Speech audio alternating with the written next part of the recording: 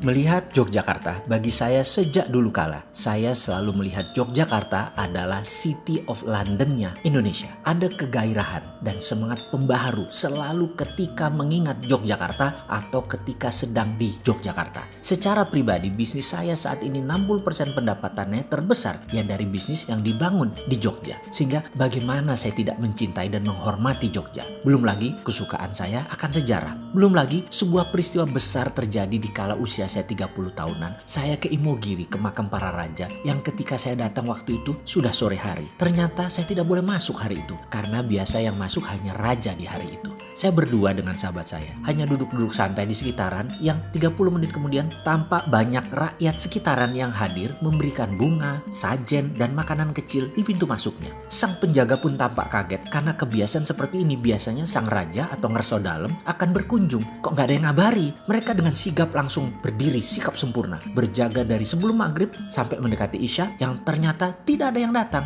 Ketika saya tanya ada apa, para penjaga tersebut berkata, seperti ada raja yang akan berkunjung di setiap persiapan di sekitaran namun tidak ada yang ngabari. Jadi mereka bersiap. Karena 2 jam bersiap siaga tersebut akhirnya kendor juga penjagaan mereka. Dari diskusi sesama mereka yakin raja atau ngerso dalem tidak akan datang waktu itu karena tidak pernah raja hadir di malam hari ke Imogiri. Jadi pasti hari ini tidak akan hadir. Tetapi mereka heran, kok ada yang persiapan seperti ini? Ini untuk siapa? Seorang penjaga yang paling sepuh berkata, dari pagi sampai malam hanya kalian berdua saja yang hadir. Boleh tanya, weton hari lahir kamu apa? Saya jawab, Sabtu Kliwon. Yang kemudian dijawab sambil setengah membungkuk menjulurkan jempolnya ke arah pintu makam raja. Oh, weton rojo, monggo silahkan masuk. Dan saya pun masuk ke dalam ke makam para raja tersebut. Kemudian saya berdoa sekilas terus pamit dan mereka para penjaga mengawal saya dengan sangat baik, sangat protokoler. Mbak Raja, saya terkesan sekali dan sejak saat itu saya seakan dibaiat sebagai warga Jogja. Kembali ke City of London. Kita semua tahu City of London itu bukan bagian dari United Kingdom, bukan bagian dari UK. City of London dimiliki oleh para bankers dan baron, raja-raja tanah. Para bangsawan, merekalah pemilik pound sterling dan menerbitkan pound sterling mata uang Inggris. Mereka punya treaty tersendiri dengan UK, hubungan sejarah yang panjang dan rumit. Karena itu ketika Inggris bergabung bersama negara-negara Eropa dulu sebelum keluar lagi, ya namanya Brexit, tidak bisa serta-merta Inggris mata uangnya jadi euro, tetap pakai pound sterling. Ini semua karena ada treaty, perjanjian yang berlaku selamanya, abadi selama ada yang namanya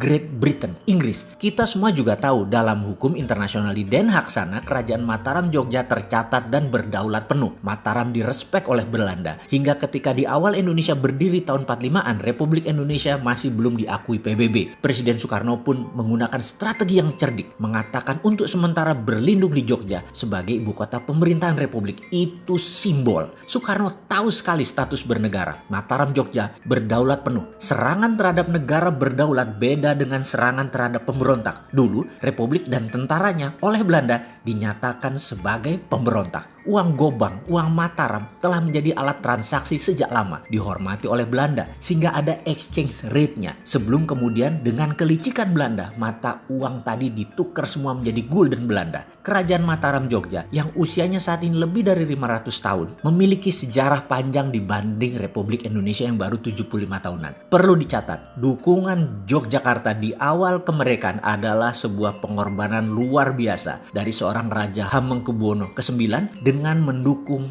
penuh NKRI. Bahkan APBN 3 tahun pertama pemerintahan Republik yang masih muda kala itu, kontribusi Mataram Jogja banyak. Hingga saat ini Mataram Jogja mendukung NKRI secara utuh. Di belakang hal itu tidak pernah ada penyerahan secara legal bahwa tanah Mataram Sultan Ground dialih tangankan ke Republik Indonesia. Kesultanan Mataram Jogja sekuat City of London di mata internasional. Semua itu tercatat dalam Sabdo Tomo 1, 2, dan 3. Mataram Jogja punya sovereignty, punya kedaulatan yang kuat. Beda dengan provinsi lain karena itu Jogja disebut daerah istimewa. Saya yakin suatu hari Kesultanan Mataram Jogja atas nama bangsa dan negara Nusantara akan turun tangan lagi secara aktif membangun NKRI ketika semuanya menjadi kisruh, bahkan berani berkontribusi lebih jauh lagi atas nama perdamaian dunia. Mari kita tunggu langkahnya.